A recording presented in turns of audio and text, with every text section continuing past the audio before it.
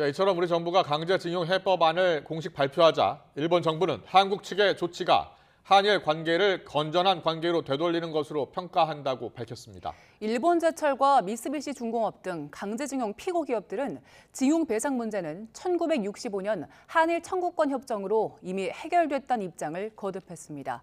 도쿄 특파원 연결합니다. 김세호 기자. 네, 도쿄입니다. 네, 우리 정부의 제3자 변제안에 대해서 일본의 반응이 나왔습니다. 한일 관계에 긍정적인 조치로 평가했다고요?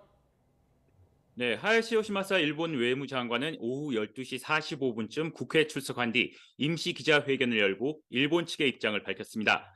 하야시 외무상은 기자회견에서 강제징용 문제를 해결하기 위해 윤석열 정부 출범 후 한국 측과 긴밀한 협의를 이어왔다고 강조했습니다.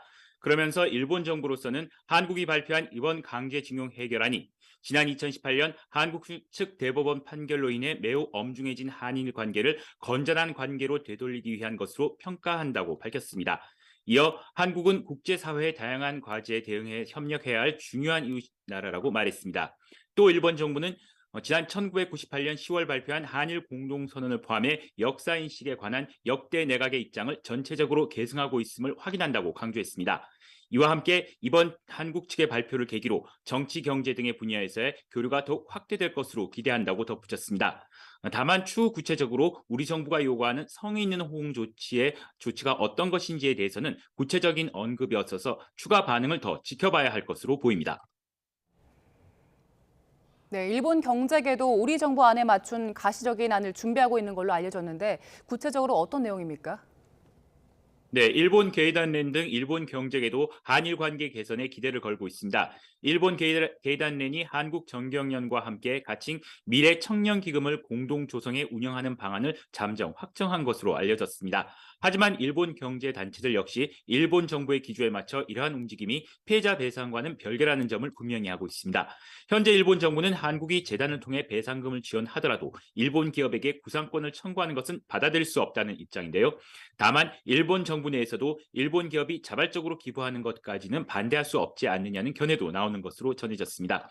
이 때문에 우리 정부 산하의 재단에 일본 기회단련을 중심으로 가해 기업들의 기부가 포함될지 여부에 관심이 쏠리고 있습니다. 하지만 일제강점기 강제징용 배상 소송 피고 일본 기업들은 오늘 징용 배상 문제는 지난 1965년 한일 청구권 협정으로 이미 해결됐다며 한국 정부가 발표한 배상 문제 해결 방안에 대해 언급하지 않겠다고 밝혔다고 교도통신이 보도했습니다. 피고 기업인 일본제철은 한국 정부 발표 후 당사는 이 문제가 1965년 한일 청구권 협정으로 해결된 것으로 인식하고 있다며 한국 정부의 국내 조치에 대해 언급할 입장이 아니다라고 밝혔습니다. 그러면서 이 문제에 대해 계속 적절히 대응하겠다고 덧붙였습니다. 네, 일본 언론 전문가 반응 들어보겠습니다. 우리나라 강제징용 해법안에 대해서 일본에서는 그 배경을 어떻게 분석하고 있습니까?